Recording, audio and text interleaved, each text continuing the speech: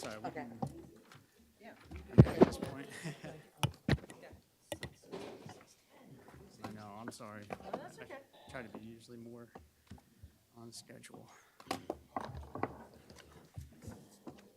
right. Check, check. We're good? All right. Good evening, everyone.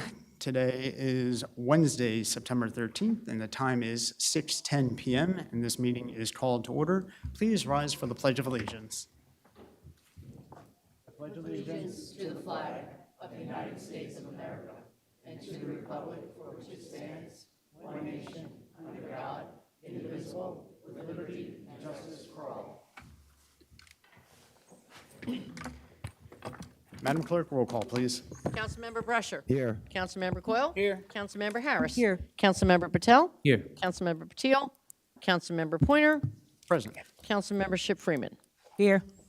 Madam Clerk, adequate notice, please. Adequate notice of this meeting as required by the Open Public Meeting Act of 1975 has been provided by the annual notice sent to the Home News Tribune, Star Ledger, Sentinel, and Desi Talk on December 1st, 2022, and posted in Main Lobby Municipal Complex on that same date. Before we get started, I'm just going to ask for a moment of silence for the passing of Kelly Summers. She is a retired council clerk. So if we can just experience a moment of silence, please.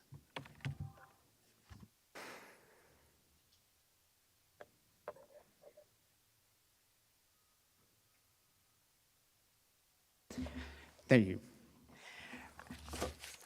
At this time, I'd like to invite the Smart City Advisory Committee for a presentation.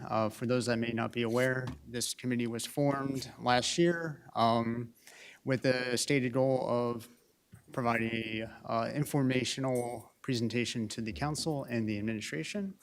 With that, Nick. Nicholas Philippus from 16 Firethorn Drive. Been an Edison resident for 39 years, retired from IT, and I'd like to introduce the rest of our team. Hello, good evening, everyone. I'm Wardindu Vikas Samanta, and I live in probably 11 years in 17 Woodrow Wilson Drive, Edison. And I'm a senior director in Global Investment Bank, MUFG UFJ, and I manage their global payment platform as a technology leaders. Thank you. All right. Good evening, everyone. My name is Ankit Gandhi. I live at 27 Sherman Boulevard, Edison. By profession, I'm an IT professional with certified AI ML technician and working in IT field for over a decade. Thank you. Good evening. I'm Hiren Gandhi. I have been in Edison since 1994, dating myself here. But I have a master's. I'm an engineer, so doing whatever I can to contribute to this committee.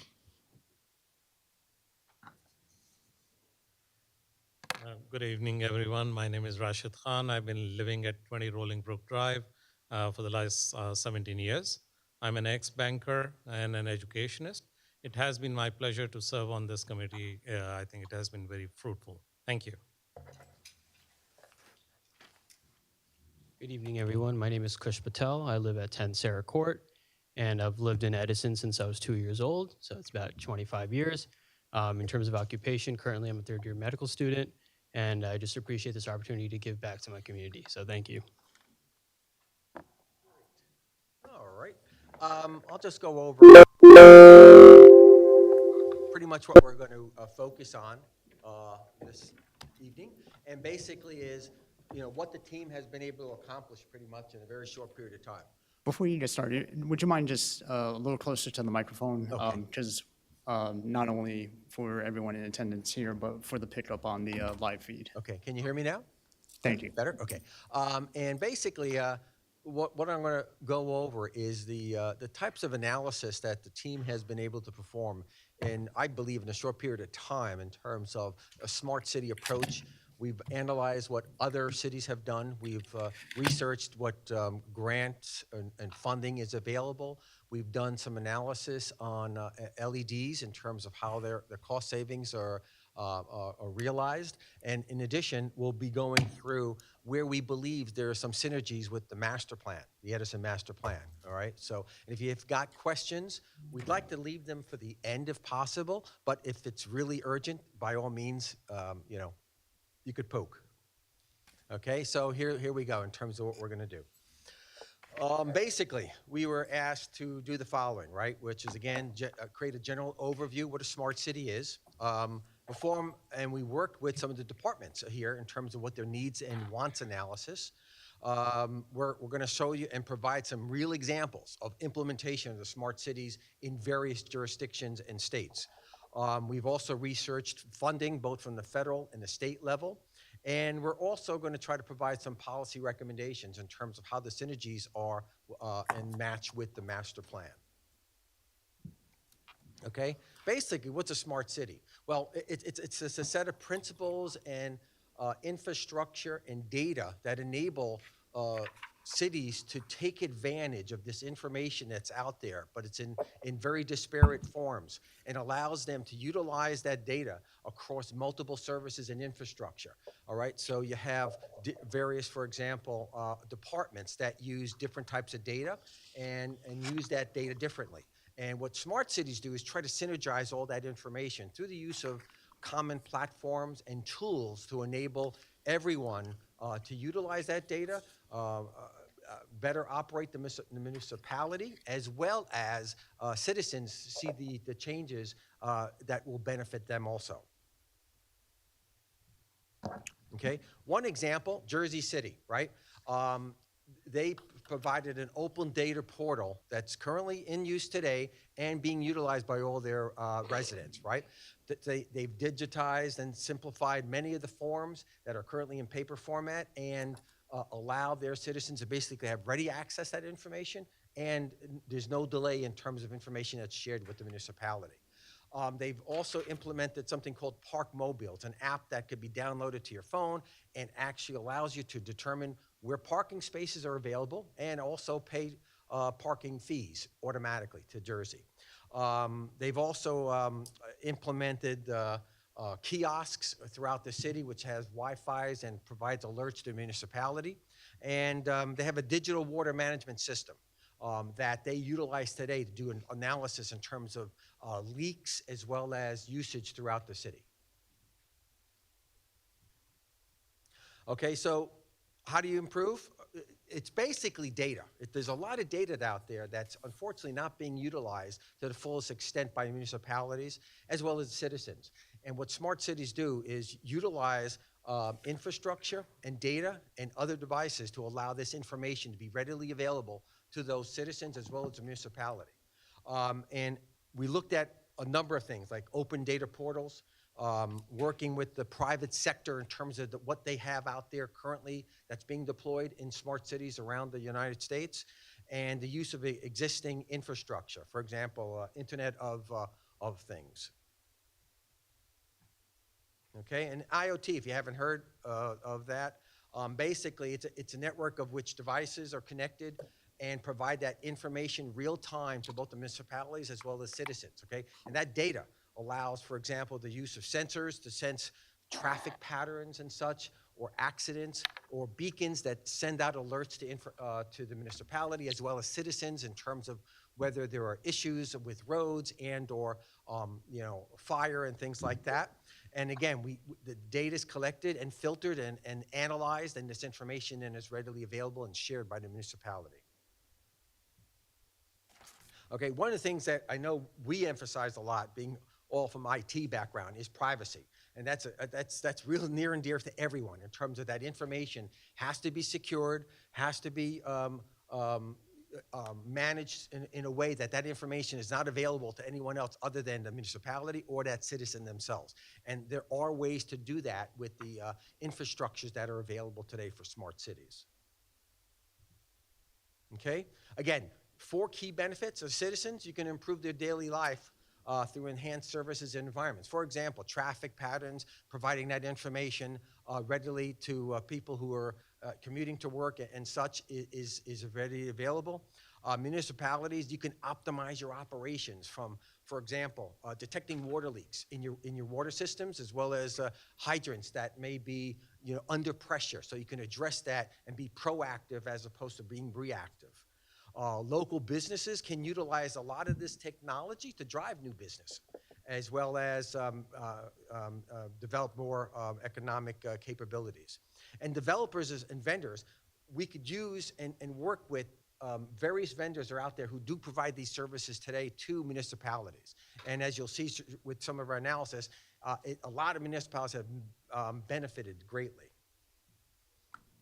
Okay, again, the key objectives is to optimize your operational efficiency for increased services, improve infrastructure, increase maintenance capabilities, increase citizen engagement and participation is near and dear to our heart, right? Trying to get the citizens involved with this. We believe it also allows for expanding economic growth and innovation. And besides enhancing the resident quality of life, make Edison even more attractive in terms of its abilities to provide for the local citizens and businesses. Okay, so where can it provide and what examples have other municipalities taken, right? 3 main areas: energy, transportation, mobility, and infrastructure. And as you'll see with these, for example, through the use of energy efficient lighting, replacing halogens with LEDs, I understand we've already done that in the municipal parking lot here. You will see significant savings, right? As well as longevity when it comes to implementing LEDs in both the municipality as well as local. Energy efficient cooling and heating systems, street light connectivity to be able to turn lights on or maybe at 50% depending on the type of environment that it's in. You could use through the use of smart grids and meters for live analysis of the energy and resource use throughout the township. And again, we think this aligns pretty much with your Chapter 8, which is land use. And we think there are capabilities or abilities out there that help maximize that for Edison. Again, traffic lights that adjust timing based on traffic conditions. Again, you're using real sensors to be able to determine and detect that information, and I'll show you an example of that. You can connect buses that share real-time location with the riders, so the riders are not out there wondering where the buses are and such. And through the use of autonomous vehicles, navigate the city streets without human input. And again, I'll show you a great example of that. And as you can see, some of the major benefits of this, right, in terms of reducing congestion, improving air quality, reducing noise, and again, making the basic Edison even more livable. And again, we believe this aligns somewhat with Chapter 4, Transportation and Mobility in the master plan. And as far as infrastructure, water pipe sensors to collect water flow information. This is a large implementation that's happening across the United States in many cities. Now, I have one example where they're detecting leaks and being proactive in fixing those leaks so that it's not impacting the municipality or its citizens, okay? So that's an area that the smart city infrastructure would be able to help. And devices to detect structural issues for roads, sidewalks, water, and other. Again, being proactive and being able to do that without having the citizens to contact the municipality. And smart meters being installed at fire hydrants, again, to detect potential leaks as well as homes. And we believe that, again, this supports or aligns with your Chapter 7, Infrastructure, Resilience, and Sustainability. Here's the big one, local initiatives. Right here in New Brunswick, there's a section of Route 27 connected to Route 18, right? That right now, it's 3.5 miles, I believe. And they are studying that real time and providing both Rutgers University as well as the New Jersey Department of Transportation with real-time information on everything that's happening as far as traffic, issues with the roads and such like that. And again, this information is improving safety by providing that real-time data and such. It reduces congestion, again, by optimizing that traffic flow. Improves equity by making transportation more accessible to others. But more importantly, it's the CAV technologies is connected and advanced automated vehicles, where we know where eventually we're moving to in terms of having automated vehicles on the roadways. This infrastructure, this information that's being shared right now is used to be able to enable that here and then eventually spread out to the rest of New Jersey. Another thing is the New Jersey Smart Cities Working Group. There's actually a working group that works down in Princeton, and it involves Rutgers and Stevens and such. And we're going to look to potentially partner with these folks or get involved with what they're doing, where things can be test bed. Like, for example, we potentially could use some things in Edison as a test bed for some of these initiatives that they're working on.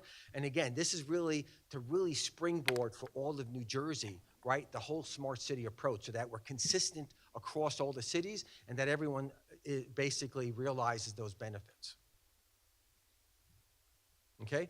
Here's a great example, Dallas, Texas, for example. I know the township has talked about potentially coming in with their own cable service and such like that. Well, they launched what they call Cable Runner to install literally the fiber optic systems in their sewer systems between their city hall and local community center, and they're going to start to extend that out, right, to other local businesses as well as their residents. So here's again an ability to be able to pull in all this technology and such.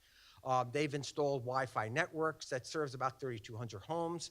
They have a streetlight Wi-Fi project. Public Works Department developed a pilot program with private entities to provide services through drone deployment. And what they're doing is now working on EV charging, right, which I think is near and dear to a lot of people who have or contemplating buying EV cars but don't have the capabilities to be able to charge them today. International is big when it comes to smart cities. And as you can see from this list here, I won't go through all of them. They are all implementing different aspects and such around the world, right? I mean, it's taking off like a rocket. And we've done a lot of research when it comes to what other international countries have done or whatever, and they are benefiting from going to this.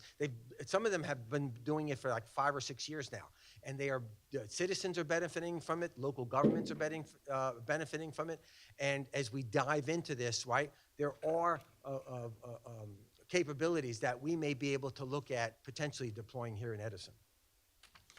Again, transportation, as you'll see over here, broadband, again, the ability to take what these countries have done and potentially take pieces of that, as well as work with the private industry to see what can be a benefit to all of Edison. Okay, what has the township recently acted on and what opportunities exist? Right? Well, there's a master plan that's out, and I think it's going to be finalized or about to be finalized or something to that effect. What could you do is, again, I love living in Edison. Like I said, I've been here for 39 years, and there's a lot of charm to it, and I think we can even improve that for the rest of the Edison residents who have been here for a shorter time or who plan to come. It's a great way to attract even more talented people, right? In terms of the road work, again, making it more efficient and making it safer for everyone in terms of whether it's EV vehicles, regular vehicles, buses, and or biking. And again, being able to match this up again with your master plan in order to support that. Okay, Edison has made some investments that could be classified under smart city. For example, in the water sewer, engineering authorized the implementation of the smart hydrants and smart water meters, right? So that's, again, all these things contribute to that whole smart city approach. Implementation of a GIS mapping system, again, to help being proactive in identifying areas of problems that could result in maintenance ahead of time. And I understand the IT purchased an SDL to help the citizens navigate through township departments. Municipal, as we talked about, the complex lighting changed over to LED. And again, I'm in a neighborhood where we have a license plate reader, right? I'm happy, no problem. I mean, it helps in terms of the security and notifications and such like that. So that works. And I believe some of the other areas you're looking to improve department efficiencies is the SCADA systems implementation, as well as potentially moving to a cloud-based system to protect against ransomware phishing, which right now it's really impacting a lot of municipalities around the United States. And that's something that it's near and dear to our hearts, and that's something we will focus on.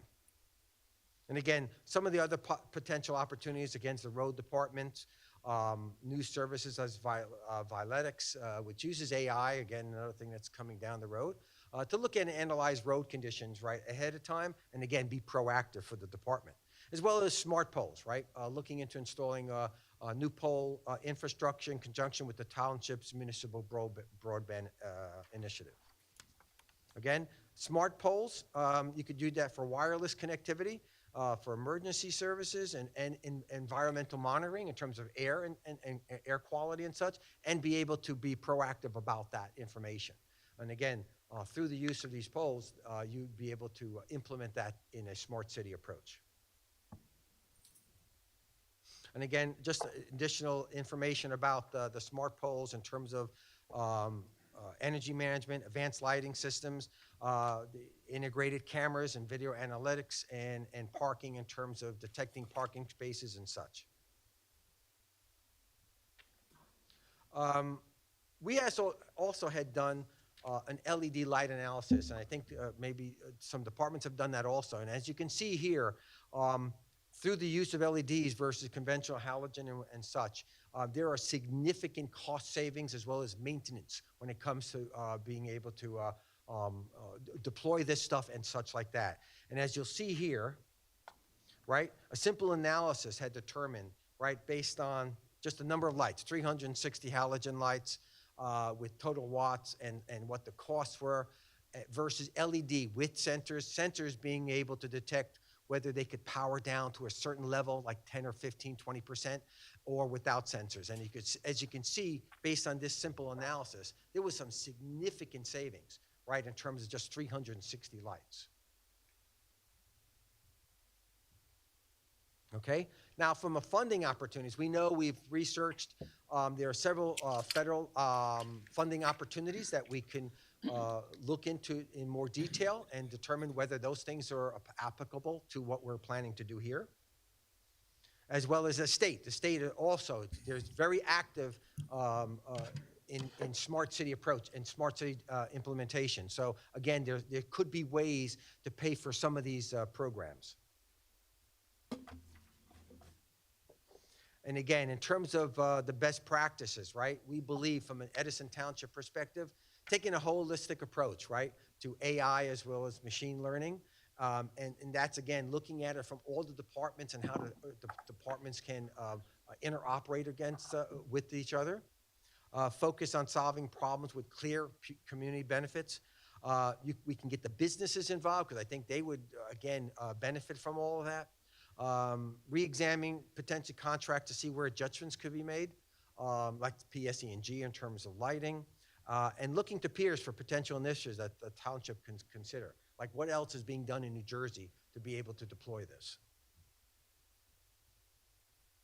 Next, action steps. The team is really enthusiastic in terms of being involved, right? And we would love to be able to research technologies for all the departments in terms of potential that's going to be deployed in the years to come. And I think we have a brain trust here that will be able to provide that insight and be like a third party check to come in to be able to provide that information, right? And again, develop pilot programs. There's a lot of programs that are currently being deployed throughout New Jersey that we could investigate potentially for here for Edison, and develop guidelines in terms of what can be used by the departments, right, for us to enable the smart city